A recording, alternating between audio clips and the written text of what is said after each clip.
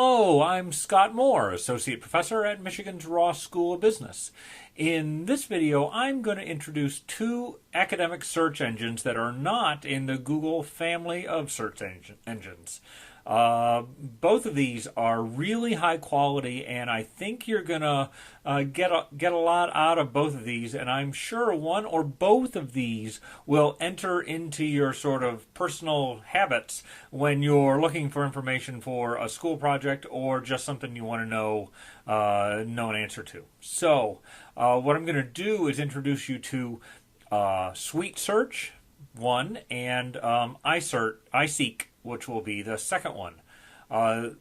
They both have a sort of subset of the whole web that they search, and we're talking from 30,000 to a couple 100,000 sites that they look at instead of the hundreds of millions of sites that Google looks through. So they're claiming their strength on the quality of the sites that come back, not in the breadth of coverage. But I think you'll see the benefit of that when we look at the results. They also both have tools for saving your results in sort of a useful way. So you can do a whole bunch of searches and then save some results that you like and then work on those later. So let's take a look. So this first one that we're going to look at is Sweet Search, and it actually uses Google's search engine as the processing engine at the back, so you can use any Google operators that you are used to using. So here it is, the usual box. You enter a term, and here in this case I entered Thomas Edison. And okay, so this is two separate terms, and you'll notice throughout that Edison's highlighted in one color and Thomas is highlighted in another. This is a somewhat different kind of result page than you're used to seeing.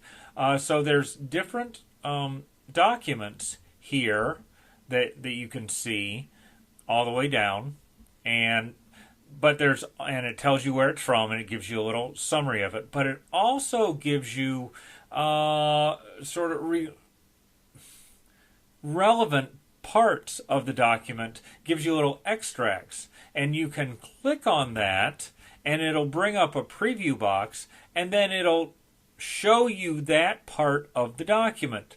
Very cool, okay? Very cool. And now you can say, all right, so I like that. And then I can look up here, and I'll say this, and it'll bring up another piece. Lovely. Okay, so let's just say I like that and that. And down here, biography. So let's see where this is. And it brings up, again, relevant part of that document. Can look at that. Super. So I'm going to do that. Now, here's one of the really cool things about this site. So I've selected some of these quotes or these extracts, and now I can bookmark them. But here's some really nice. So I can click on that to share, and I can share those on my Delicious account, or I can use Evernote, or I can email them to myself. There's all sorts of different things you can do here. Very nice. Make it very easy. If you're not a Delicious user, then you wouldn't want to use that. But you could. This would make it easier instead of having to go to each one of these and then click on them individually. You can do a whole bunch at once and then add them all at once to Delicious. Or if you don't use Delicious, then you can email them or Evernote, whatever, right? Whatever. Just really super that it's integrated so well. What you can also do is click on this, and it'll put the results in a Google Docs document. Super. Again, this is just another way that it makes this easier to do research on this site and then to handle the results, work with them all later. hydraulic fracturing. So same kind of thing. A bunch of really nice documents. New York Times. Halliburton has some information there. Investopedia. Just on and on. These are very nice documents that you'd like to look at. Again, notice the two different colors for the two different words. Now, if you used quotes, that makes that one word, essentially one search term, and it'll just make it one color throughout. And of course, it'll just look for those two words next to each other like that. So that's Sweet Search. You'll certainly want to explore this and see the quality of its results, and then see how easy it makes it for you to save the results for later.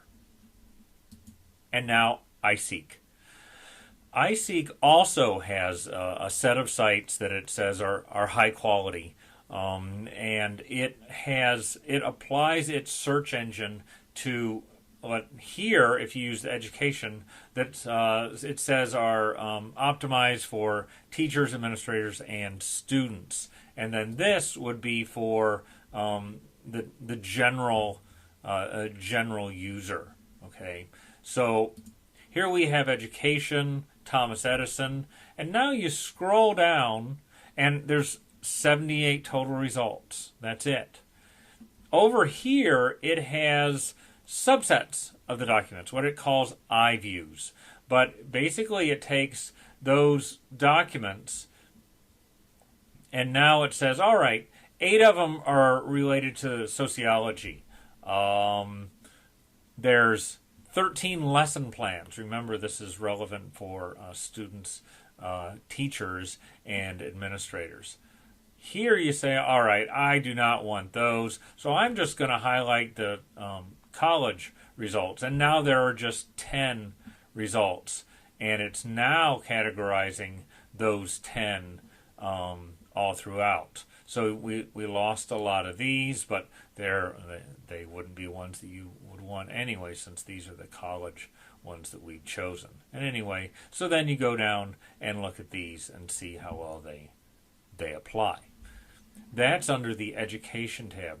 Now, if you do the same thing under the web tab, now you get 108 results, and you can do the exact same stuff here. Here it will not have over at the side, it won't have things like lesson plan, right? Notice that it gets some of these results from Ask and Bing as well. And then you can go down and choose just a subset the same way. So I want to see the one related to, let's say, well, we don't want any of these, right? Because these look like they might be related to Thomas Edison High School. So we wouldn't want that. But we might want to say, all right, I want to know about the Edison Ford Winter Estates. So you click on that, and now lots of this stuff disappears. And I say, all right, so I want from the related to the Smithsonian, and then these are all from the Smithsonian Magazine. Right? So iSeek allows you to essentially see what kinds of information that they've gathered, and then eliminate lots of the kinds that you don't want. So you get very targeted results. They may or may not be good, and you'll have to figure that out for your particular search, but it certainly does allow you to get down to what they do have much quicker. All right, so that's it for 2 non-Google academic search engines. You'll have to give them a try to see if they're helpful in your searches and in your projects. Until next time.